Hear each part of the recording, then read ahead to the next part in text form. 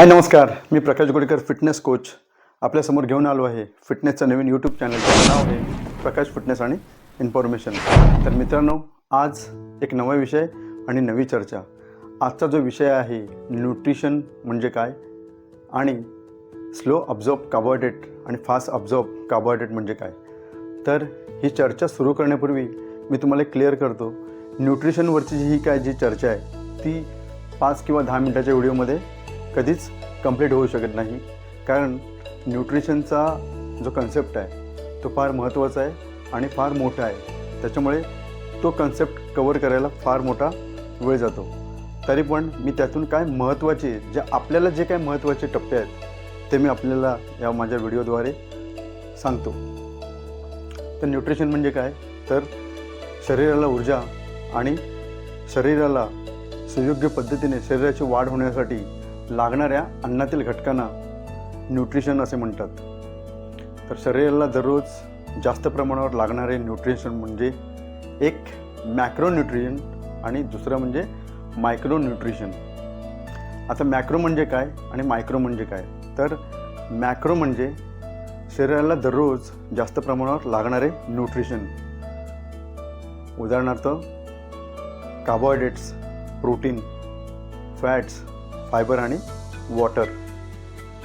Micro म्हणजे शरीराला फार कमी प्रमाणात लागणारे न्यूट्रिएंट, उदाहरणार्थ विटॅमिन आणि मिनरल.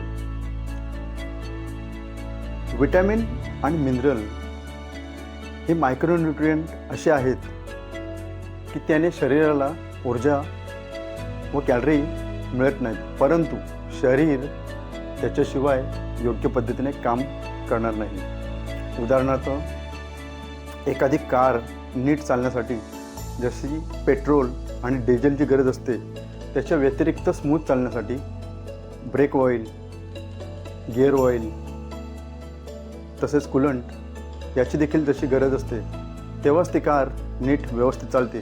सेम अगदी तशा पद्धतीनेच विटॅमिन आणि मिनरलची पण आपल्याला गरज असते. तर अन्नातील कार्बोहायड्रेट्स हे त्याच्या आकाराप्रमाणे 2 प्रकारचे असतात.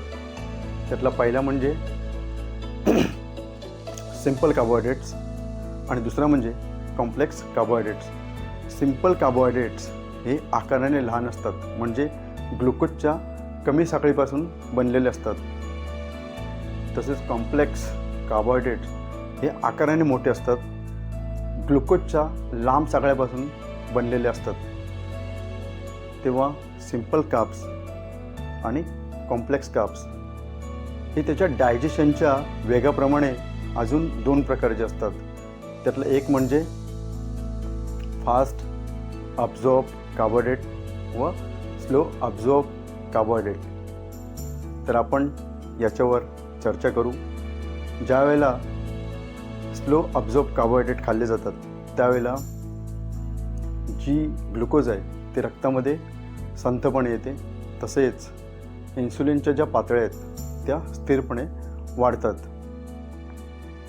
सर्वप्रथम इन्सुलिन जी ग्लुकोज आहे ती लिव्हरमध्ये आणि मग नंतर मसल ग्लायकोजनमध्ये पाठवतो व हे दोन्ही साठे पूर्ण भरल्यानंतर मग ही जी उरलेली ग्लुकोज आहे ती ॲडिपोज टिश्यूमध्ये जमा केली जाते. आता ॲडिपोज टिश्यू म्हणजे काय, तर आपल्या शरीराच्या स्किनखाली फॅट्स जमा होण्यासाठी असलेली जागा, त्याला सबक्युटेनियस फॅट असे देखील म्हणतात. आणि दुसरं म्हणजे व्हिजरल फॅट. व्हिजरल फॅट म्हणजे आपले जे शरीर आहे त्याच्या इंटरनल ऑर्गनच्या अवतीभोवती जे काय फॅट आहे त्याला व्हिजरल फॅट असे म्हणतात. आता फास्ट अब्झॉर्ब कार्बोहायड्रेट खाल्ल्यामुळे काय होतं, जेव्हा फास्ट अब्झॉर्ब कार्बोहायड्रेट खाल्ले जातात त्यावेळेला जी ग्लुकोज आहे ही प्रचंड वेगाने रक्तामध्ये येते, तसेच इन्सुलिनची पातळी देखील प्रचंड वेगाने वाढते. इन्सुलिनची पातळी वेगाने वाढल्यामुळे ज्यावेळेला ग्लुकोज ही अतिशय वेगाने वाढल्यामुळे तिला कमी करण्याच्या घाईमध्ये इन्सुलिन हे लिव्हर आणि मसल ग्लायकोजनमध्ये न पाठवता त्याला सरळ फॅट स्टोअरमध्ये पाठवतो आणि हीच ग्लुकोज फॅट स्टोअरमध्ये बंद झाल्यामुळे बॉडीचे फॅटचे जे प्रमाण आहे ते बॉडी फॅटमध्ये बंद होते आणि आपल्या बॉडीचे जे फॅटचे जे प्रमाण आहे ते प्रचंड वाढते. तर थोडक्यात सांगायचं म्हणजे फास्ट अब्झॉर्ब कार्बोहायड्रेट हे फॅट स्टोअरमध्ये बंद होतात व ते एनर्जीसाठी वापरामध्ये येत नाहीत आणि स्लो अब्झॉर्ब कार्बोहायड्रेट हे मसल ग्लायकोजनमध्ये तयार होतात, त्याच्यामध्ये जमा होतात आणि आपल्याला जेव्हा आपण वर्कआउट करतो तेव्हा एनर्जीसाठी त्याचा वापर होतो.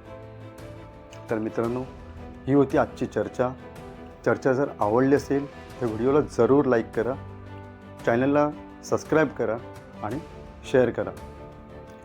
तर मी माझ्या चार्टमध्ये बोर्डवर कोणते फास्ट अब्झॉर्ब कार्बोहायड्रेट आहेत आणि कोणते स्लो अब्झॉर्ब कार्बोहायड्रेट आहेत ते व्यवस्थित तुम्हाला समजावून लिहून देतो.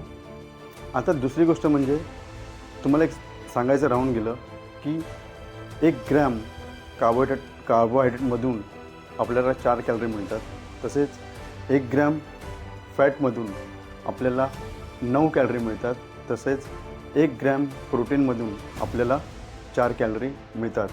तर हा आहे कॅल्क्युलेशन. तर पुन्हा एकदा सांगतो, जर व्हिडिओ आवडला असेल तर व्हिडिओला हळू नीट ऐका, नीट बघा, चॅनलला लाईक करा, शेअर करा आणि सबस्क्राईब करा.